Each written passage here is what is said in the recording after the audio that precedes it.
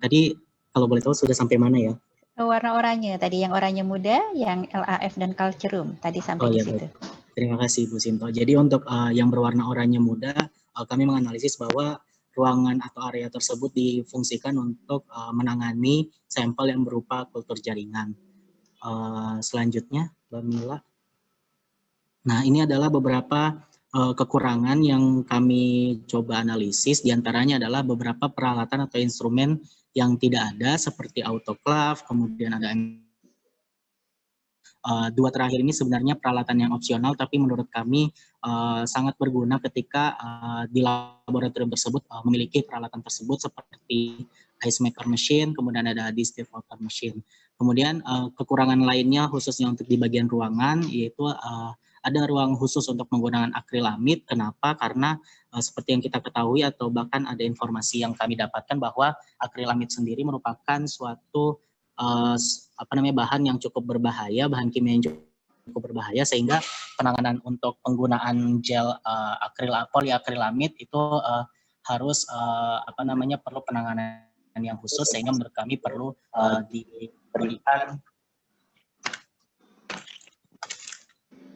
diberikan ruangan yang khusus seperti itu. Kemudian ada student room. Sebenarnya alasan ada student room di sini adalah semisal apabila kita ingin melaksanakan suatu analisis data yang mungkin bisa langsung dilakukan pada saat bekerja di laboratorium, sehingga kami menganggap bahwa student room ini cukup berguna pada saat pada saat penataan ruang pada laboratorium biologi molekuler. Selanjutnya, berdasarkan hal tersebut, kami mencoba mengatur kembali tata ruang dari laboratorium, tentu saja dengan segala keterbatasan, baik itu dalam bentuk ruangannya yang tidak sebesar berdasarkan referensi yang tadi, sehingga kami mencoba untuk memodifikasi sedikit letak dari peralatan-peralatannya sehingga dapat lebih efisien sesuai dengan peruntukannya masing-masing. Beberapa ruangan yang kami modifikasi seperti yang culture room, yang tadinya ketika kita ingin menuju ke dark room, kita perlu masuk terlebih dahulu ke culture room, kemudian naik ke atas, kemudian masuk ke dark room. Nah, kami mencoba bahwa culture room-nya dalam satu ruangan yang khusus, di mana laminar airflow-nya dipindahkan ke dalam culture room. Kemudian ada ruangan khusus yang di mana laminar airflow itu kami letakkan mesin-mesin PCR dan juga GelDoc yang khusus untuk analisis PCR yang tadinya berada di culture room, kemudian kita mencoba pindahkan ke dalam ruangan yang laminar airflow. Alasannya adalah karena seperti yang kita ketahui bahwa culture room tersendiri itu memerlukan ruangan yang cukup steril agar tidak terjadi kontaminasi terhadap sampel, khususnya sampel kultur jaringan kita.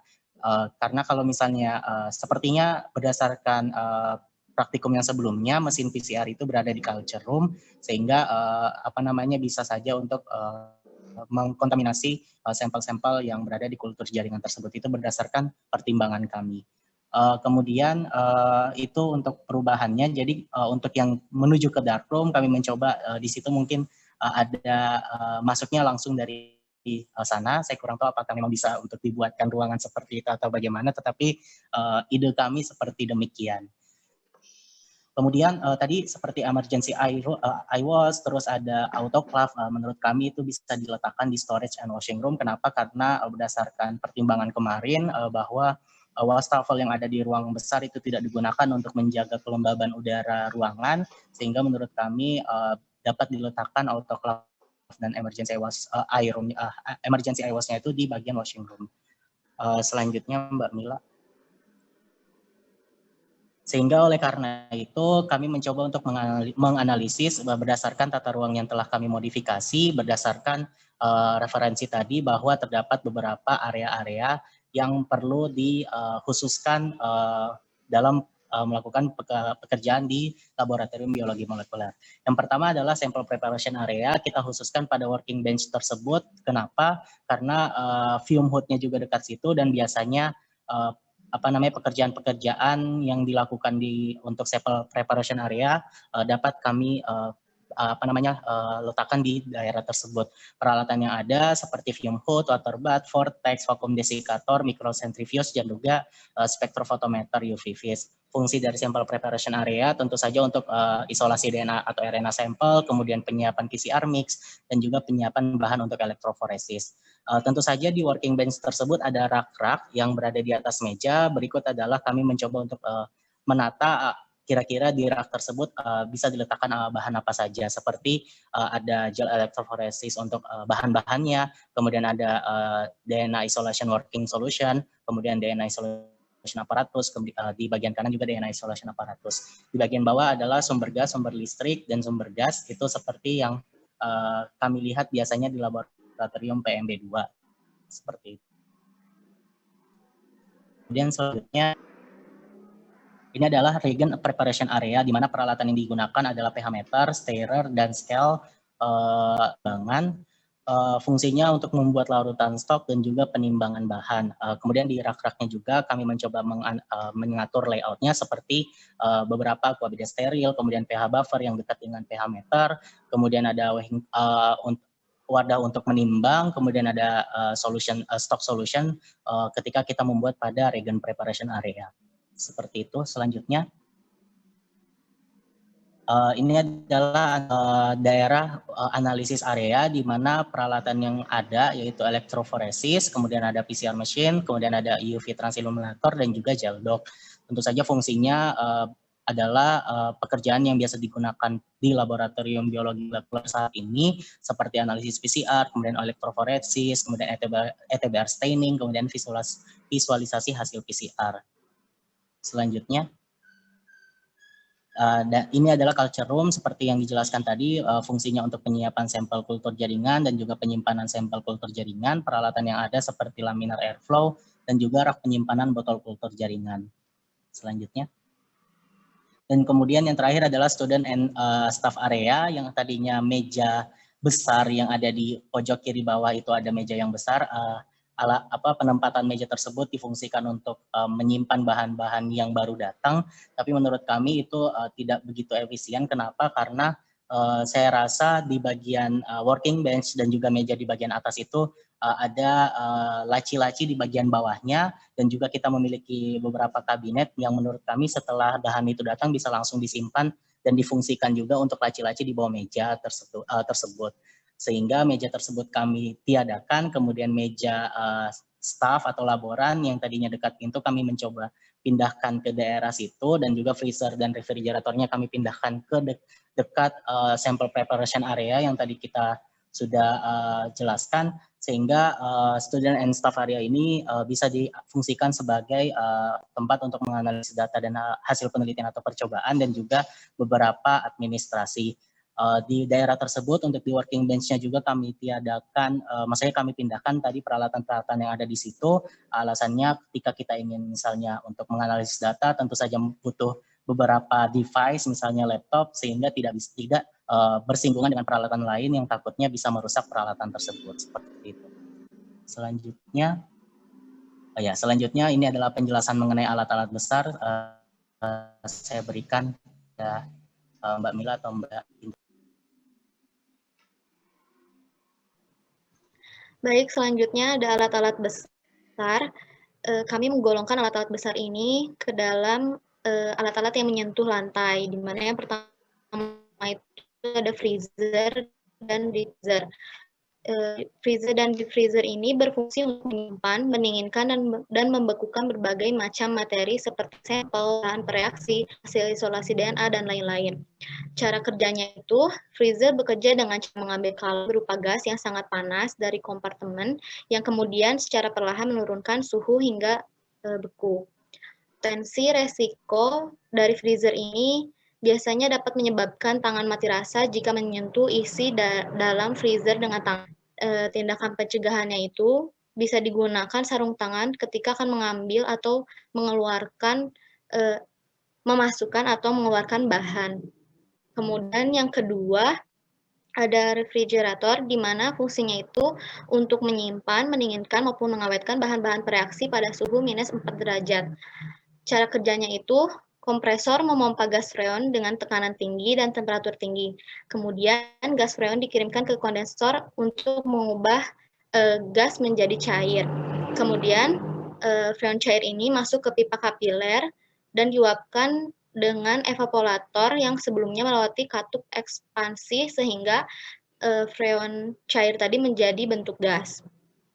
Potensi resikonya itu membuat tangan mati rasa, botol pecah dan menimbulkan luka jika dimasukkan botol kaca dalam freezer. Kemudian terjadi kejutan listrik dan dapat menyebabkan kebakaran. Tindakan pencegahannya itu dapat dilakukan dengan cara jangan menyentuh dengan tangan yang basah, sehingga kita harus pastikan ketika kita mengambil dalam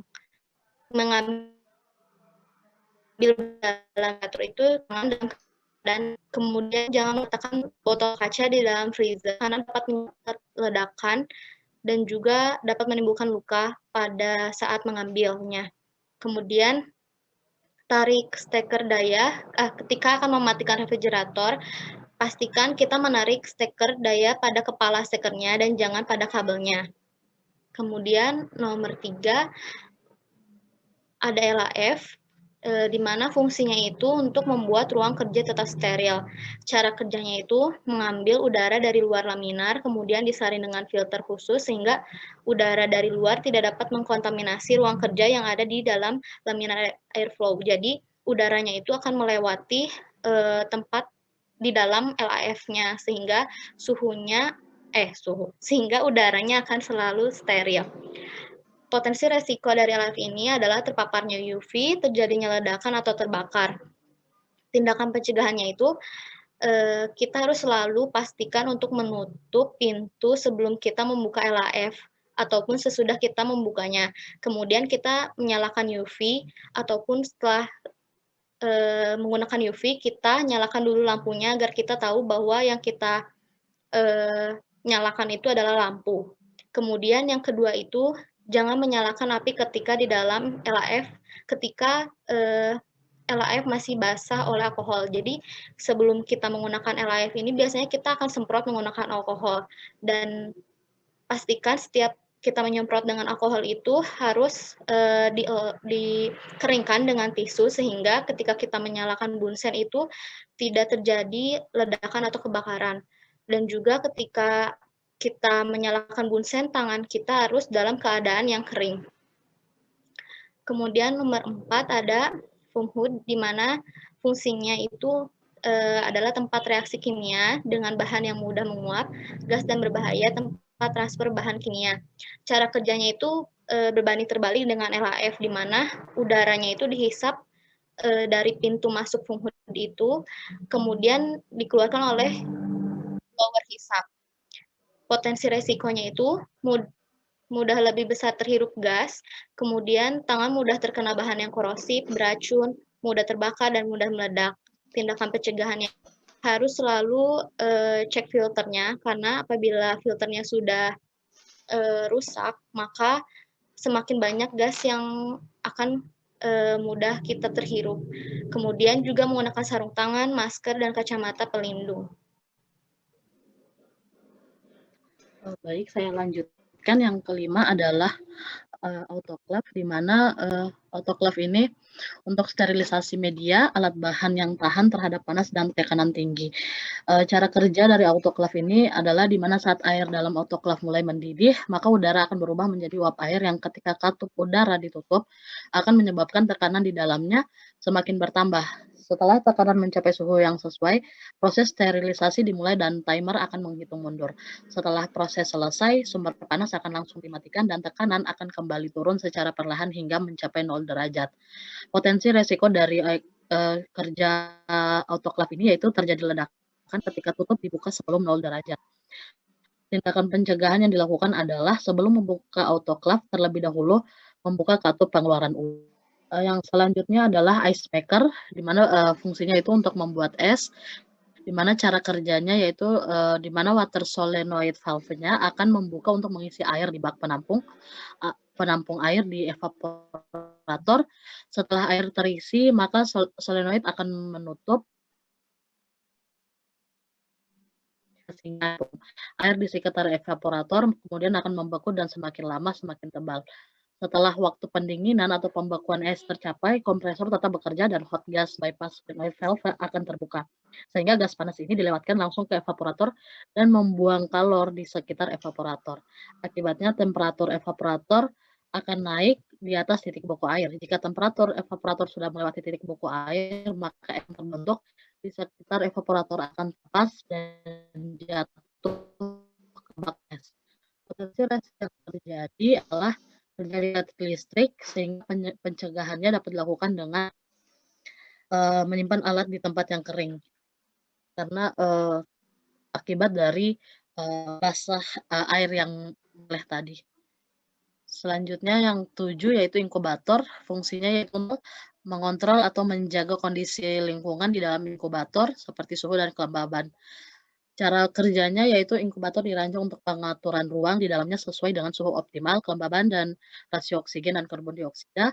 Tentang pengaturan suhu inkubator adalah mulai dari kurang lebih 5 derajat hingga 70 derajat Celcius.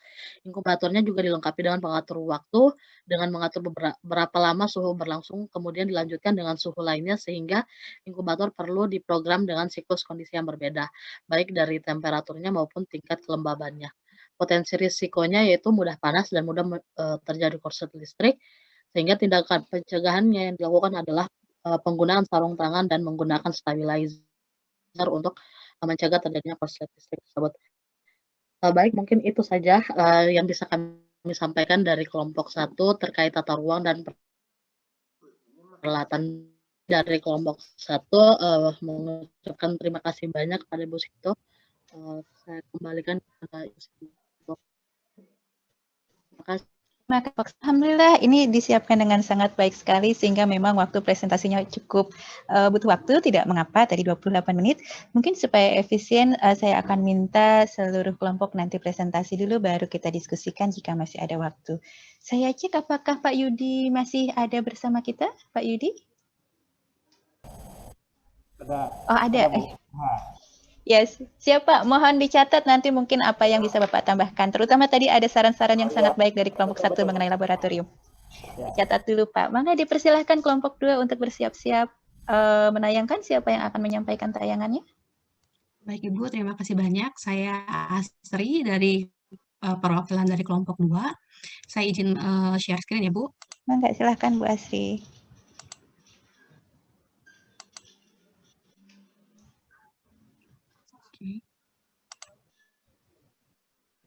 Sudah tampak Bu, silahkan di slideshow. Ya, terima kasih Bu Sinto atas kesempatannya. Teman-teman, kami dari kelompok 2, mohon maaf bentar.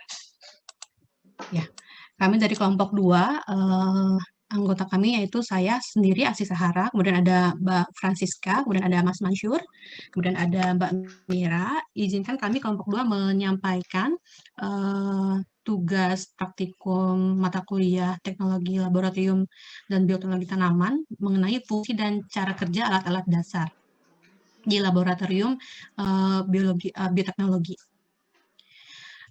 Berikut adalah alat-alat dasar yang sudah disampaikan oleh Bu Sinto di praktikum kedua mengenai pengenalan alat dan laboratorium.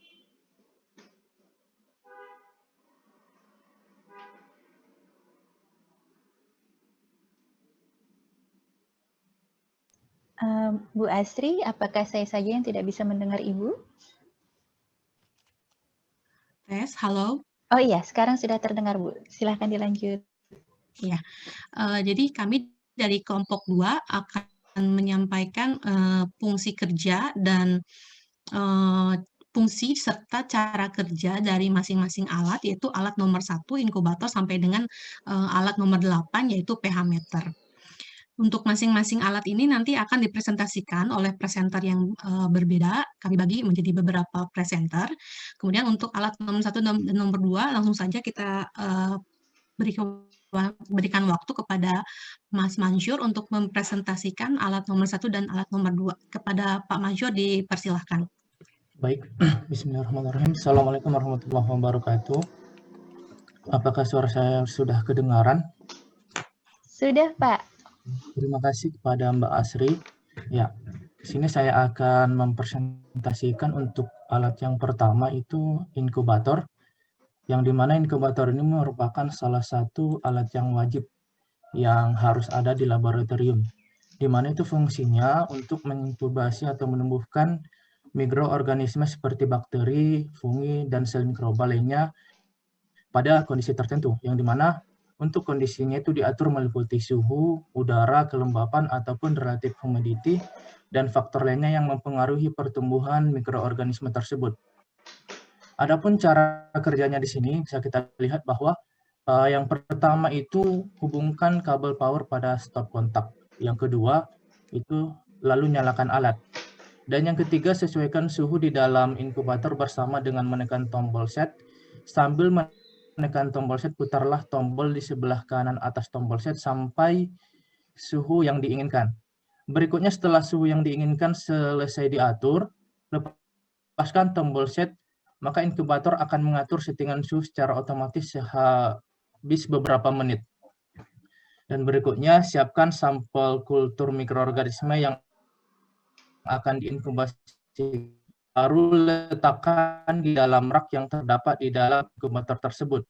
Dan yang terakhir, kemudian masukkan tempat pembiakan berisi mikroorganisme atau sampel kultur yang nantinya akan diinkubasi.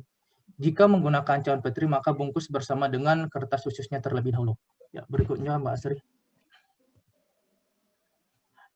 Dari alat inkubator ini kita bisa melihat ada potensi risiko ataupun yang berbahaya. Itu seperti yang pertama tersetrum saat menancap atau mencabut kabel elektronik. Adapun untuk pencegahannya itu kabel yang terbungkus dan tangan tidak basah. Ya. Kabelnya itu harus terbungkus dan tangan kita tidak boleh basah. Dan untuk tindakan penanganannya itu dapat ditangani langsung di tempat ataupun dengan menggunakan kotak P3K yang sudah ada. Yang kedua, untuk potensi risikonya itu yang kedua, kabel elektronik yang akan ditancap atau cabut dari stop kontak berpotensi tersetrum alat elektronik tersebut seperti heater dan inkubator. Untuk tindakan pencegahannya kita itu harus mematuhi SOP dan patuh APBD yang ada. Dan untuk tindakan penanganannya, adanya pengendalian yang dilakukan dengan adanya kabel yang terbungkus dan tangan tidak basah. Selain itu disediakan juga untuk P3K jika terjadi kecelakaan. Dan potensi risiko untuk yang ketiga itu mengakibatkan shock dan lemas. Untuk pencegahannya kita sebagai praktikum itu tidak boleh bercanda ataupun harus serius pada saat melakukan praktikum. Adapun untuk tindakan penanganannya itu segera matikan inkubator apabila wadah mengalami keretakan. Dan yang terakhir untuk potensi risikonya menggunakan inkubator itu terjadinya kebakaran. Ini merupakan yang fatal juga. Yang tindakan pencegahannya itu menjauhi benda-benda yang mudah menguap dan mudah terbakar dari inkubator. Dan penanganannya segera matikan inkubator dan mencabut dari sumber listrik serta menggunakan APAR atau alat pemadam api ringan untuk memadamkan api. Ya. Berikutnya Mbak Asri. Dan untuk alat kedua itu adalah alat ELISA system.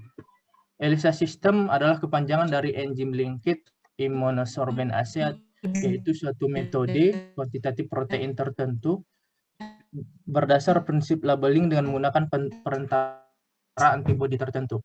Mana fungsinya ini adalah untuk menganalisis adanya interaksi antigen. Halo? Maaf. Iya Pak, silakan dilanjut. Tidak apa-apa tadi sepertinya ada feedback saja. Iya, terima kasih Bu. Ya, fungsinya di sini adalah untuk menganalisis adanya interaksi antigen dengan antibodi di dalam satu sampel dengan menggunakan enzim sebagai pelapor. Cara kerjanya sendiri, itu yang pertama, well atau plat mikro dilapisi atau ditempeli antigen. Yang kedua, sampel atau antibodi yang diinginkan ingin diuji ditambahkan. Yang ketiga, ditambahkan antibodi kedua yang dikonjugasikan dengan enzim tertentu seperti peroksidasi alkali. Antibodi kedua ini akan menempel pada antibodi sampel sebelumnya. Ini yang ketiga. Yang keempat, dimasukkan substrat enzim yang dapat menimbulkan warna tertentu saat bereaksi.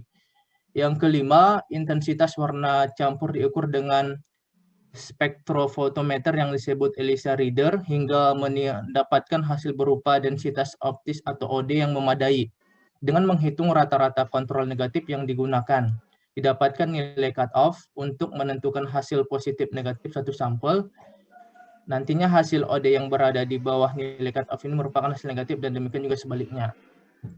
Ya, berikutnya. Untuk ELISA system sendiri, setelah dicari dari beberapa informasi baik di web juga, sudah dapatkan kemarin dicari juga SDS-nya pada ELISA system, itu potensi risikonya sendiri itu yang paling sering ya terhirup, karena merupakan saya lihat di ingredient itu merupakan bahan berbahaya juga, hazards. Jadi potensi risikonya itu terhirup, tindakan pencegahannya jika terhirup segera bilas dengan sabun dan banyak air, pindahkan orang yang terkena ataupun terhirup ke udara terbuka. Jika ada keluhan pernapasan, oksigen harus diberikan, dan jika iritasi berlanjut, dapatkan bantuan medis. Untuk tindakan penanganannya sendiri, gunakan alat bantu kerja pelindung diri, hindari tumpahan, hindari kontak dengan kulit, mata, dan pakaian, gunakan alat pelindung yang sesuai untuk bekerja dengan zat tersebut, gunakan di area yang berventilasi baik, ikuti praktik manufaktur yang baik, serta menggunakan produk. Jangan minum, merokok, ataupun makan tempat kerja jika iritasi berlanjut, dapatkan bantuan medis. Dan potensi resiko yang kedua, itu jika terkena kulit, maka tindakan pencegahannya adalah cuci area yang terkena dengan sabun dan air. Dan tindakan penanganannya, hapus pakaian yang terkontaminasi, tutupi dengan bahan penyerap yang sesuai. Setelah itu, menghilangkan bahan tersebut. Bilas bagian yang tumpah dengan air dan sabun. Direkomendasikan sarung tangan pelindung yang kompatibel, cuci tangan setelah melepas, dan membuang sarung tangan dengan benar. Dan jika iritasi berlanjut, dapatkan bantuan medis juga. Dan yang terakhir, untuk potensi risiko penggunaan dari ELISA system sendiri adalah terkena mata. Bila terkena mata, untuk tindakan pencegahannya, bilas dengan aliran air setidaknya selama 15 menit. Pembilasan menyeluruh harus dipastikan dengan membuka kelopak mata. Dan penanganannya, hindari kontak dengan kulit dan mata. Kenakan pakaian pelindung pribadi yang sesuai, gunakan kacamata pengaman atau Google dengan pelindung samping direkomendasikan. Dan jika iritasi juga, dapatkan bantuan medis. Ya, itu kira-kira yang bisa saya sampaikan. Untuk presenter berikutnya adalah pada Mbak Mira. Pada Mbak Mira dipersilahkan. Baik, baik, terima kasih. Terima kasih Mas Mansyur. Apakah belum ya? Suara saya terdengar? Terdengar Bu Mira. Oh ya. Baik. Mohon maaf suara saya agak kurang enak. Saya akan menjelaskan tentang elektroforesis seperti tadi yang sudah dijelaskan oleh Ibu Sinto di saat kuliah. Secara sudah menurut saya tidak jauh berbeda gitu, atau mungkin nanti akan ada tambahan sedikit dari yang dijelaskan Ibu Sinto. Saya ingin menjelaskan tentang elektroforesis horizontal dan vertikal. Yang pertama adalah elektroforesis horizontal.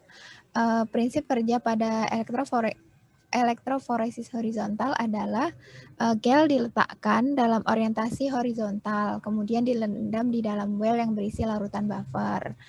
Kotak gel akan dibedakan menjadi 2 kompartemen yang dipisahkan oleh gel agarose. Anoda dan katoda akan berada di posisi yang berlawanan. Kemudian ketika di running seperti tadi yang dijelaskan, maka akan terjadi pergerakan ion atau molekul gitu berdasarkan muatannya. Nah, kemudian larutan buffer akan bersifat mendinginkan gel, sedangkan muatan listrik akan meningkatkan suhu gelnya. Karena kompartemen gel terhubung melalui saluran buffer, sehingga tidak memungkinkan untuk melakukan sistem terputus-putus seperti pada elektroforesis vertikal. Jadi, next dulu Mbak Asri. Nah, sekarang untuk yang elektroforesis vertikal. Perbedaan utama antara elektroforesis vertikal dari horizontal adalah sistem peletakan gel agarosnya gitu dan sistem buffernya. Kalau di horizontal tadi sistem buffernya itu continue, maksudnya menutup semua gitu. Sedangkan kalau yang di vertikal itu terputus-putus atau tidak continue. Ada ruang atas berupa katoda, sedangkan yang di bawah adalah anoda.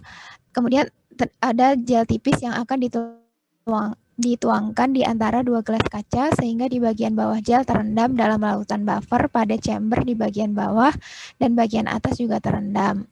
Pada sistem vertikal, gel hanya akan bergerak melalui gel sehingga hasil yang diperoleh akan lebih presisi karena dapat melakukan pengaturan terhadap tegangan listrik yang mengalir. Lanjut, Mbak Asri. Nah, ini cara kerjanya mungkin lebih perbedaannya kalau secara umum seperti tadi yang dijelaskan Bu Sinto, pertama elektroforesis akan diisi buffer sehingga gel agaros akan terendam sedalam 3-5 mm. Kemudian kita lakukan loading sampel.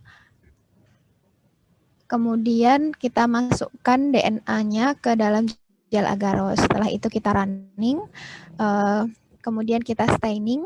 Setelah staining tadi ada dua juga, ada pre-run staining sama post-run staining.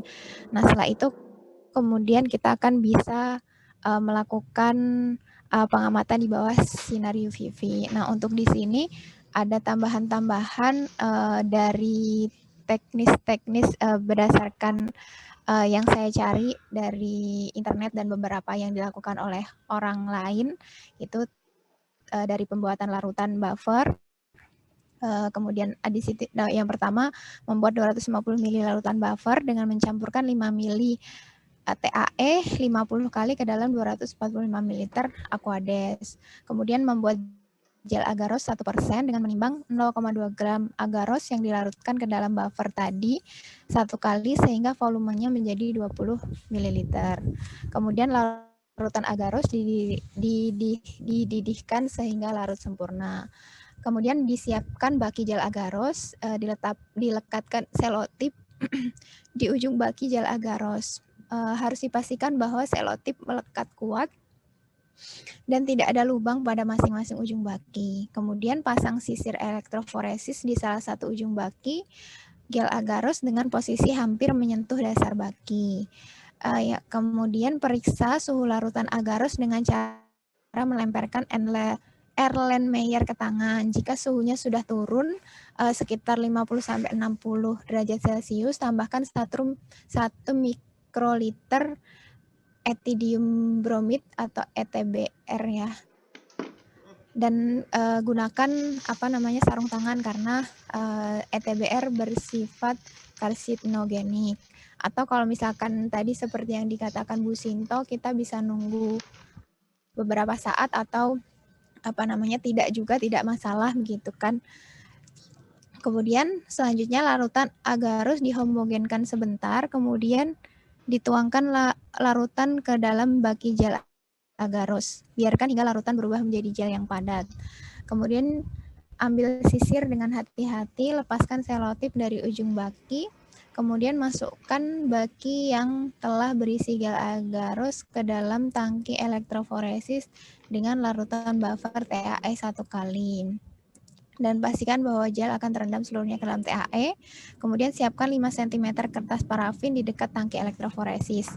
Masukkan 10 mikroliter sampel DNA dan 2 mikroliter loading dye 6 kali ke dalam sumuran gel agaros dengan cara menyampurkan kedua bahan tersebut terlebih dahulu secara merata pada kertas parafin menggunakan mikropipet. Kemudian buatlah catatan agar tidak tertukar. Kemudian baru hubungkan kabel ke sumber arus listrik elektroforesis. Kemudian nyalakan sumber arus, diatur voltasenya dan waktu runningnya.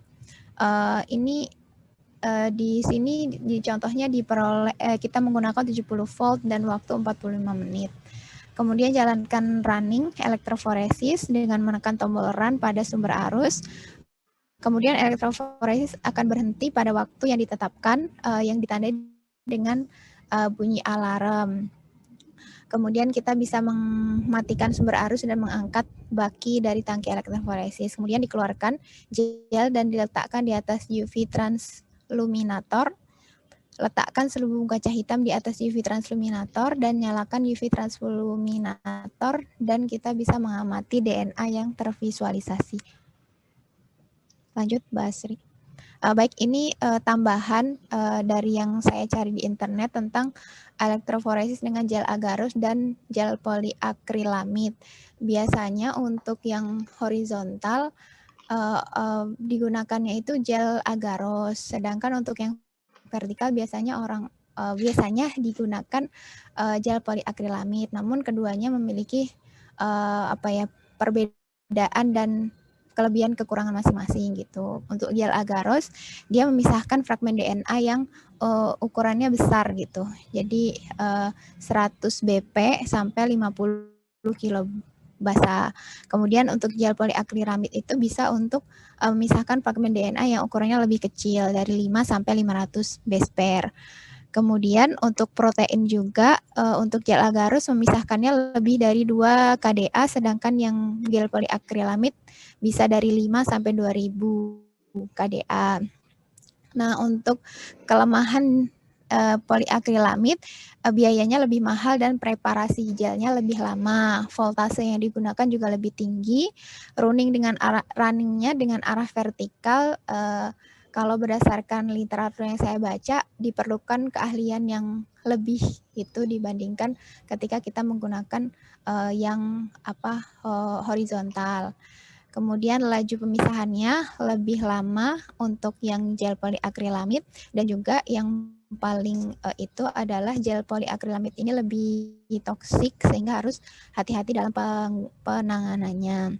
Dan kemudian kenapa yang banyak digunakan itu gel agarose, karena gel agarose itu kita bisa gunakan dalam konsentrasi yang lebih rendah, sedangkan pada poliakrilamid konsentrasi yang harus dipakai untuk running itu lebih besar gitu. Ini adalah risiko penggunaan alat dan tindakan. Untuk elektroforesis horizontal itu tidak dapat digunakan untuk protein yang sangat kecil, sehingga jika peneliti harus meneliti tanaman yang DNA-nya besar, maka tidak dapat dilakukan meneliti tanaman DNA-nya terbalik ya, harusnya yang kecil, maka tidak dapat dilakukan dengan alat ini. Harus mengganti dengan elektroforesis vertikal. Sedangkan untuk elektroforesis vertikal itu tekniknya lebih sulit, sehingga ketika masih belajar mungkin akan kesulitan, sehingga diperlukan latihan terus-menerus agar mahir. Sedangkan penggunaan gel poliakrilamid pada elektroforesis vertikal seperti yang dijelaskan sebelumnya bersifat racun, sehingga harus hati-hati dalam penggunaannya. Usahakan menggunakan sarung tangan. Baik, selanjutnya akan dilanjutkan oleh Mbak Asri. Mbak Siska. Oh, Mbak Siska. Kepada Mbak Siska dipersilakan. Ya, baik. Terima kasih Mbak Mira. Saya akan melanjutkan kembali. Yang pertama, yang selanjutnya yaitu ada hot plate dan stirrer. Fungsinya memanaskan dan juga mengaduk satu larutan dengan larutan lain untuk membuat larutan menjadi homogen dengan bantuan batang pengaduk berupa magnet atau magnetic stirrer bar. Pada lab biologi molekuler, alat ini digunakan untuk membuat larutan stok. Prinsip kerjanya, proses perubahan energi listrik menjadi energi panas yang terjadi pada alas hot plate yang merupakan sebuah konduktor. Kemudian, plate yang dapat dipanaskan itu mempunyai dua hubungan antara dua magnet, yaitu magnet yang dihubungkan pada motor hot plate tersebut dan juga magnet stirrer yang dimasukkan ke dalam wadah gelas yang berisi larutan kimia yang ditempatkan di atas hot plate tersebut. Lanjut, Mbak Asri. Kemudian ini adalah potensi resiko, tindakan pencegahan, dan juga tindakan penanganan. Yang pertama, potensi resikonya itu pecahnya peralatan gelas yang digunakan. Tindakan pencegahan yang dapat dilakukan yaitu dengan menggunakan peralatan gelas yang tahan panas sehingga dapat menahan larutan ketika proses pemanasan. Tindakan penanganannya, apabila wadah pecah, maka segera pindahkan larutan yang masih tersisa ke dalam wadah lain dan segera bersihkan tumpahan larutan atau pecahan gelas dengan menggunakan sarung tangan. Yang kedua, proses pemanasan yang tidak maksimal, di mana luas permukaan hot plate harus lebih besar daripada benda yang dipanaskan. Tindakan pencegahannya menggunakan peralatan gelas, baik beaker glass ataupun Erlenmeyer, yang ukurannya lebih kecil daripada permukaan hot plate tersebut. Tindakan penanganannya, wadah yang lebih besar daripada hot plate akan membutuhkan waktu yang lebih lama untuk memanaskan larutan, dan juga dapat dibantu dengan menggeser wadah secara bergantian agar panasnya lebih tersebar untuk larutan tersebut. Yang ketiga, pemanasan yang terlalu lama juga akan mengakibatkan wadah menjadi cepat lebih kering dan mengalami keretakan. Tindakan pencegahannya, yang pertama kita dapat mencatat titik didih setiap bahan kimia yang digunakan pada hot plate tersebut. Yang kedua, memantau proses pemanasan larutan agar larutan tidak banyak menguap ataupun tumpah daripada wadah. Tindakan penanganannya, segera matikan hot plate dan apabila wadah mengalami keretakan, segera pindahkan larutan ke dalam wadah yang lain.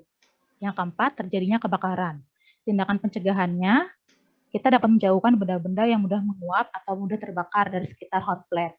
Tindakan penanganannya, segera matikan hot plate dan mencabutnya dari sumber listrik, serta menggunakan apar untuk memadamkan api apabila terjadi kebakaran. Selanjutnya yaitu water bath. Fungsinya menginkubasi sampel dalam air pada suhu konstan selama waktu yang telah ditentukan. Pemanfaatan water bath ini dalam tahapan isolisis untuk teknik isolasi DNA, pemanasan reagen, peleburan substrat, ataupun inkubasi kultur sel. Prinsip kerjanya, perubahan energi listrik menjadi energi panas. Arus listrik akan memberikan suplai listrik ke heater, lalu heater ini akan dikontrol menggunakan sebuah termostat. Heater yang diberi arus listrik memberikan panas pada alat, kemudian suhu akan menjadi semakin tinggi dan berhenti sampai suhu yang kita inginkan. Selanjutnya potensi risiko yang pertama yaitu kerusakan berupa korosi pada alat water bath.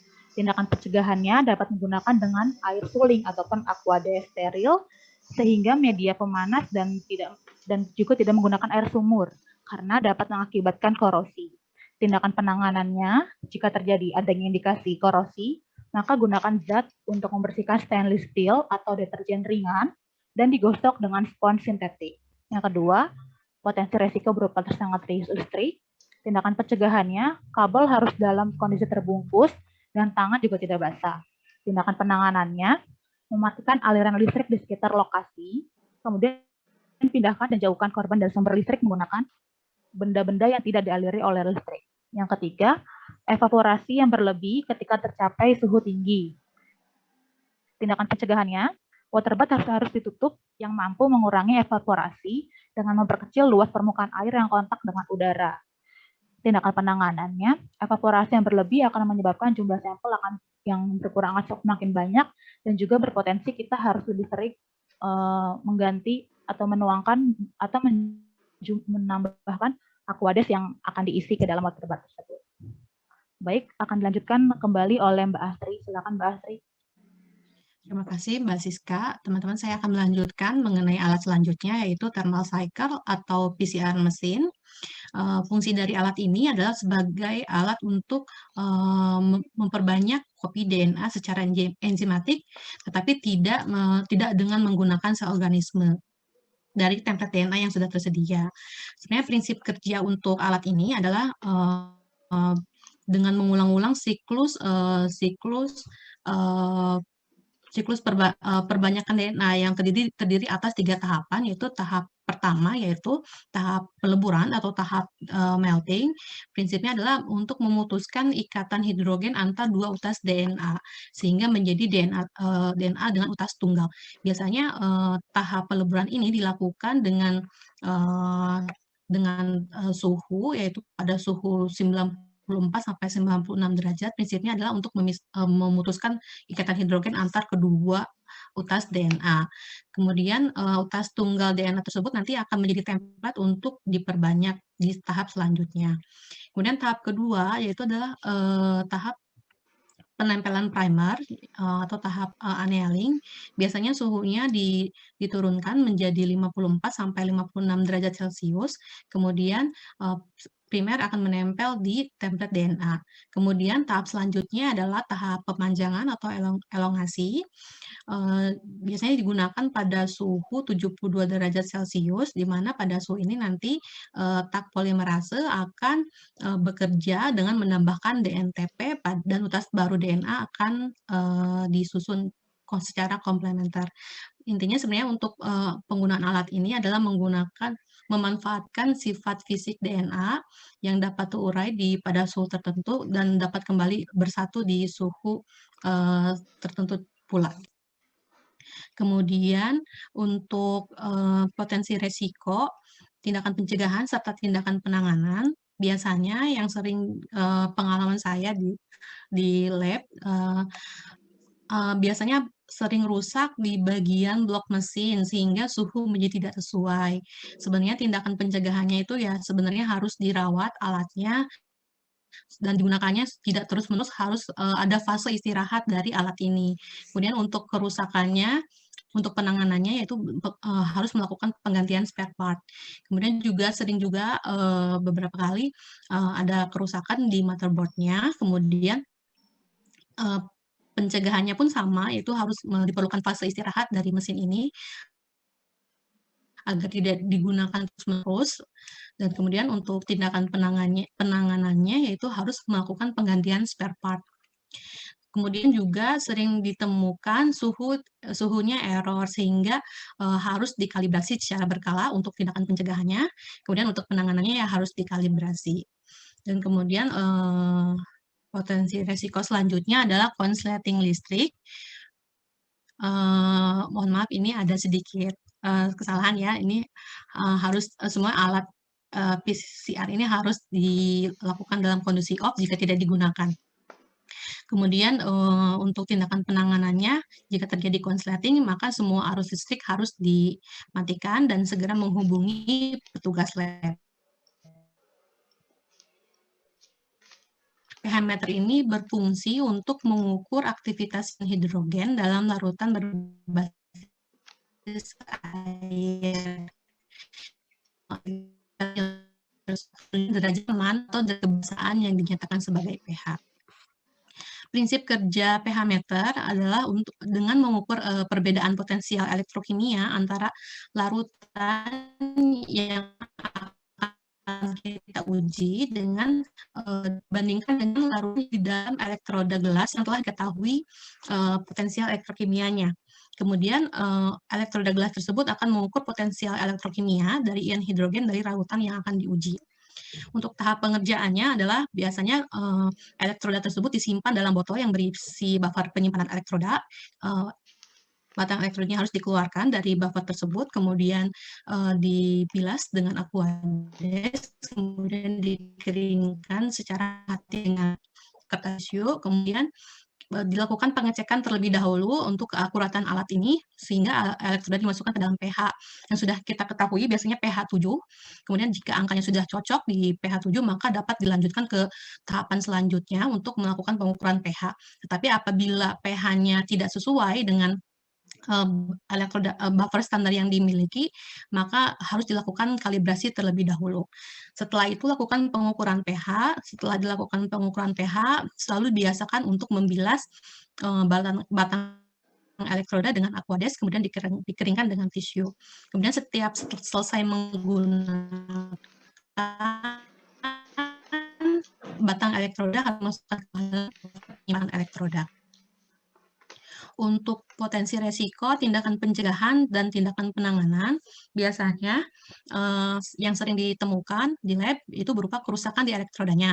Jadi biasanya itu terjadi karena ketidaktelitian akibat sebelum dan sesudah penggunaan itu tidak dimasukkan ke dalam, tidak dibersihkan dengan larutan aquades biasanya. Jadi untuk pencegahannya itu harus dilakukan pembersihan dahulu sebelum dan sesudah digunakan pengukuran pH untuk batang elektrodanya.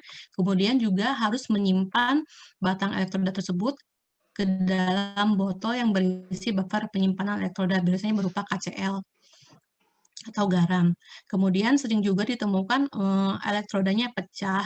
Hal ini terjadi karena biasanya tidak setelah selesai penggunaan batangan, pemakai tidak simpan larutan sehingga pecah. Kemudian untuk tindakan pencegahannya yaitu harus penutup elektroda harus terpasang dengan baik pada saat penyimpanan. Kemudian apabila terjadi sudah terlanjur pecah, maka elektroda harus diganti dengan yang baru. Kemudian seperti yang tadi saat melakukan sebelum melakukan pengecekan pH larutan, kadang ditemukan pH-nya tidak sesuai. Kita harus melakukan kalibrasi terlebih dahulu sebelum dilanjutkan ke tahap pengukuran larutan yang akan kita uji pH-nya. Tindakan pencegahannya yaitu dengan melakukan kalibrasi secara berkala, kemudian tindakan penanganannya dengan melakukan kalibrasi. Kemudian selanjutnya adalah konsleting listrik, dan ini harus dicegah dengan memastikan bahwa pH meter dalam kondisi off jika tidak digunakan. Untuk tindakan penanganannya, jika terjadi konsleting listrik, maka kita harus mematikan semua arus listrik yang masuk dan segera menghubungi petugas lab. Kemudian yang sering ditemukan juga pada pH meter itu terjadi kristalisasi garam pada batang elektrodanya. Biasanya hal ini terjadi karena setelah digunakan tidak cepat-cepat disimpan di dalam buffer penyimpanan, sehingga tindakan pencegahannya adalah segera simpan elektroda yang sudah dipakai ke dalam botol yang berisi buffer penyimpanan elektroda. Kemudian untuk tindakan penanganannya, jika sudah terjadi kristalisasi, biasanya dibersihkan, batangnya dibersihkan saja, dilarutkan dalam air sehingga kristal garamnya itu larut dalam air. Demikian yang kami sampaikan dari kelompok 2. Mohon maaf apabila ada kekurangan dan segala kesalahannya. Kami kembalikan kembali kepada Bu Sinto. Terima kasih. Terima kasih banyak. Kelompok 2 ya, jadi waktunya 33 menit, saya rasa memang kisarannya demikian. Saya persilahkan kelompok 3 supaya nanti masih sempat ada diskusi. Kelompok 3 siapa yang akan presentasi? Ini Bu, mohon izin share screen Bu. Oke, silahkan Bu Puput.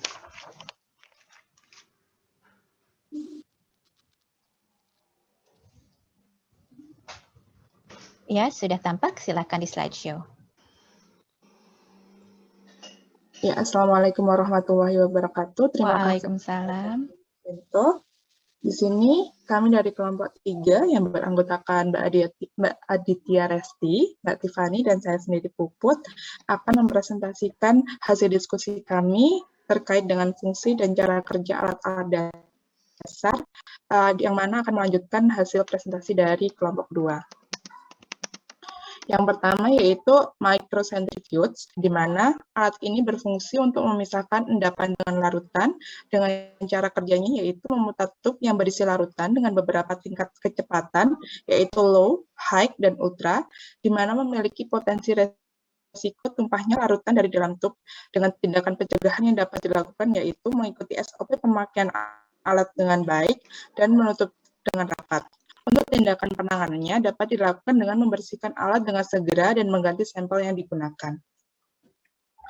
Untuk alat yang kedua yaitu ada HURT-PCR yang memiliki fungsi menentukan jumlah salinan suatu gen, menentukan jumlah gen yang diekspresikan, menentukan jumlah patogen, menentukan adanya infeksi virus, dan menganalisis adanya mutasi. Cara kerja dari alat ini yaitu mendeteksi dan menguantifikasi fluoresensi yang diproduksi oleh molekul yang meningkat sejalan dengan berlangsungnya proses PCR. Potensi risiko dari alat ini yaitu terjadinya kontaminasi dan pita yang terbentuk tidak maksimal. Tindakan pencegahan yang dapat dilakukan yaitu melakukan secara optimal pemisahan DNA pada fase separation dan mengikuti SOP pemakaian alat dengan baik. Untuk tindakan penanganan yang dapat dilakukan yaitu mengulang proses isolasi DNA. Untuk selanjutnya akan dilanjutkan oleh Mbak Resti. Silakan Mbak Resti. Oke, terima kasih Mbak Puput. Semoga suara saya terdengar. Untuk selanjutnya yaitu spektrofotometer UV phase, yaitu berfungsi sebagai instrumen laboratorium yang digunakan untuk menganalisa senyawa kimia, yang lebih tepatnya untuk analisa kuantitatif.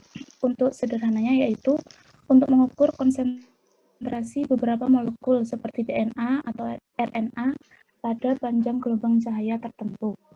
Untuk cara kerjanya sendiri, spektrofotometer UV ini memanfaatkan cahaya monokromatik melalui suatu media atau larutan yang dimasukkan, di mana yang akan berinteraksi dengan sinar UV, yang sebagian cahaya diserap, dipantulkan, serta dipancarkan, yang menghasilkan spektrum dari suatu unsur tertentu pada panjang gelombang tertentu dengan nilai absorbensi.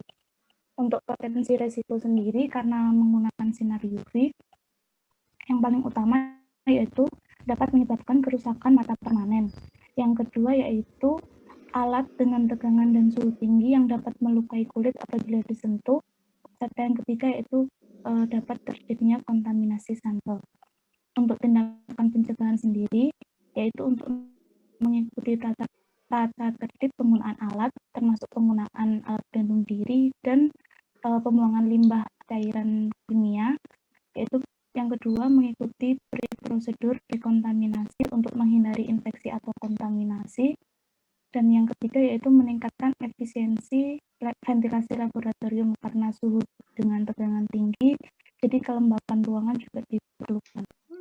Selanjutnya itu tindakan penanganan, yaitu penggantian larutan yang digunakan untuk memastikan bahwa cuvet yang dimasukkan ke dalam mesin spektrofotometer ini terisi, serta mengikuti SOP terkait tombol daya on atau off. Selanjutnya Mbak Puput. Yang selanjutnya yaitu transilluminator UV, yang fungsinya yaitu melihat DNA atau RNA yang telah dipisahkan dengan elektroforesis melalui gel agarosa. Untuk cara kerjanya sendiri yaitu sinar UV yang dipancarkan dan agarose yang memendarkan ethidium bromida yang membuat kelat dengan molekul DNA. Kelat sendiri merupakan senyawa kimia yang terbentuk akibat reaksi kimia dari proses elektroforesis, sehingga DNA atau pita-pita DNA maksud saya dapat terlihat dengan mata normal. Untuk potensi resiko sendiri, kulit yang terpapar sinar UV secara berulang dapat menyebabkan penuaan dini, keriput, hingga kanker kulit, serta kerusakan kornea mata dan kegagalan fungsi alat. Tindakan pencegahan sendiri yaitu ada penggunaan APD lengkap, lalu UV trans dipastikan off ketika tidak digunakan, melepaskan daya kabel listrik ketika selesai penggunaan, serta meletakkan alat pada ruangan gelap atau minim cahaya. Selanjutnya itu tindakan pencegahan, melakukan isolasi area tempat peralatan yang digunakan, serta melakukan penggantian cairan kimia alternatif yang tidak berbahaya yang dapat membuat hasil pita DNA berbenah. Mungkin ini tergantung dari series alat yang digunakan. Selanjutnya Mbak Puput. Yang selanjutnya yaitu vortex. Vortex sendiri memiliki fungsi untuk melakukan homogenisasi cairan dalam wadah kecil, baik itu mikrotruk, tabung sentrifuge. Untuk cara kerjanya sendiri yaitu ketika motor ditekan, motor mesin akan menggerakkan drive shaft dalam gerakan vertikal sehingga cairan teraduk dengan sempurna. Kalau tadi saya lihat di YouTube itu gerakan cairan seperti tornado. Lalu untuk potensi resiko sendiri, tumpahnya cairan kimia karena terbukanya tutup tabung atau kecepatan yang tidak terkontrol.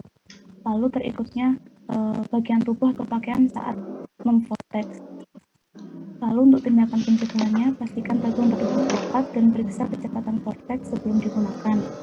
Selanjutnya penggunaan APD lengkap, jas lab, masker, dan sarung tangan, serta pastikan tidak ada bagian tubuh atau pakaian yang terikut saat memvortex.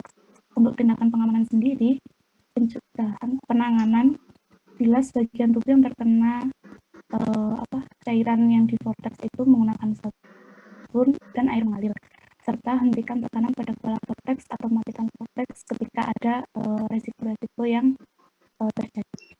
Untuk selanjutnya saya serahkan ke Mbak Tiffany. Baik, terima kasih Mbak Resti. Saya akan melanjutkan ke alat berikutnya yaitu vakum desikator. Vakum desikator berfungsi untuk menyimpan bahan kering untuk mempertahankan kelembapan bahan yang sensitif terhadap pengaruh udara lembab. Desikator juga dapat digunakan sebagai tempat untuk mengeringkan bahan atau alat. Desikator terdiri dari dua tingkat. Tingkat paling bawah biasanya diisi oleh desikan, sedang tingkat atas diisi bagian yang akan dikeringkan. Desikan yang ditempatkan di dalam tabung akan menyerap uap air dari reaktan yang higroskopis. Untuk vakum desikator menggunakan pompa vakum untuk menghilangkan udara dan kelembapan di desikator. Pada bagian tutupnya ada katup yang bisa dibuka tutup yang dihubungkan dengan selang ke pompa. Vakum desikator mempertahankan kelembapan rendah pada tekanan tidak lebih dari 20 mm Hg atau pada tekanan lain yang ditetapkan dalam monografi. Jadi vakum desikator dapat digunakan sebagai vakum desikator atau desikator saja. Untuk potensi resikonya, karena vakum desikator ini terbuat dari kaca, maka resikonya adalah pecahnya tutup atau desikator dalam proses pemakaian sehingga dapat melukai pemakai. Tindakan pencegahan mengikuti SOP pemakaian dengan baik, terutama cara membuka tutup desikator dibuka dengan cara digeser, setelah terlepas baru diangkat. Untuk tindakan penanganannya, mensterilkan tempat sekitar jika ada yang pecah, kemudian menangani pecahan kaca secara hati-hati, dan memberikan tindakan pertolongan pertama jika ada yang terluka akibat pecahan kaca. Selanjutnya adalah scale atau timbangan analitik. Fungsinya adalah untuk menimbang bahan yang diperlukan dengan akurat atau ketelitian yang cukup tinggi, atau dalam jumlah yang sangat kecil. Cara kerja dari timbangan analitik ini adalah bekerja dengan cara mengukur massa benda dikonversi menjadi sinar listrik. Selanjutnya, sinar listrik akan diterjemahkan menjadi data oleh microchip, di mana hasil akhir kalkulasi menunjukkan bobot atau massa benda yang ditampilkan pada layar LCD timbangan. Potensi resikonya, biasanya timbangan analitik ini digunakan untuk menimbang bahan-bahan kimia yang tidak jarang bersifat toksik, sehingga resikonya adalah terjadi kontak langsung dengan kulit atau terhirupnya partikel-partikel bahan kimia yang bersifat toksik tersebut. Tindakan pencegahannya adalah menggunakan APD, gas swab, masker, dan sarung tangan saat melakukan penimbangan. Kemudian tindakan penanganannya adalah mencuci bagian yang terkena dengan sabun dan air mengalir jika terjadi kontak dengan zat kimia iritan, terus mengganti pakaian yang terkontaminasi dengan pakaian bersih atau menghirup udara segar jika ada yang terhirup, dan jika ada gejala berlanjut bisa menghubungi dokter. Selanjutnya, Mbak. Kemudian geldok ini berfungsi untuk melihat dan mendokumentasikan asam nukleat hasil elektroforesis pada gel agarus. Cara kerja dari geldok ini terhubung dengan komputer dan dijalankan melalui aplikasi dalam komputer. Ketika aplikasi dijalankan, maka geldok akan memproses objek di dalamnya sehingga dihasilkan gambar atau foto asam nukleat yang tampak seperti potongan pita. Zat fluoresen yang terikat pada asam nukleat akan dieksitasi oleh iradiasi ultraviolet dalam geldok dan akan memancarkan cahaya atau fluoresensi. Jumlah ikatan asam nukleat dengan zat fluoresen bergantung pada berat molekul dan konsentrasi asam nukleat, sehingga pita dengan berat molekul besar atau jumlah besar akan memiliki fluoresensi lebih terang, sedang pita dengan berat molekul kecil akan memiliki fluoresensi yang lebih lemah. Potensi risiko terpapar sinar UV, karena dalam geldok ada UV-nya juga, kemudian terpapar zat kimia berbahaya jika menggunakan ETBR sebagai pewarna. Tindakan pencegahannya adalah pastikan alat tertutup rapat sebelum program pembacaan dijalankan. Kemudian menggunakan APD, meletakkan peralatan dan pembuangan limbah pada tempat khusus sesuai SOP, dan menggunakan pewarna alternatif yang lebih aman. Kemudian untuk tindakan penanganan, jika ada paparan sinar UV, segera tutup pintu geldok atau segera dimatikan tombol off-nya. Dan apabila terkena cairan ETBR, bilas bagian tubuh yang terkena dengan sabun dan air yang mengalir, kemudian mengganti pakaian yang terkontaminasi dengan pakaian yang bersih, dan jika ada gejala berlanjut bisa menghubungi dokter. Demikian presentasi dari kelompok kami. Mohon maaf apabila ada yang kurang berkenan. Saya kembalikan kepada Ibu Sinto. Terima kasih banyak kelompok 3. Alhamdulillah. Jadi presentasi terakhir dipersilakan kepada kelompok 4. Siapa yang akan menayangkan?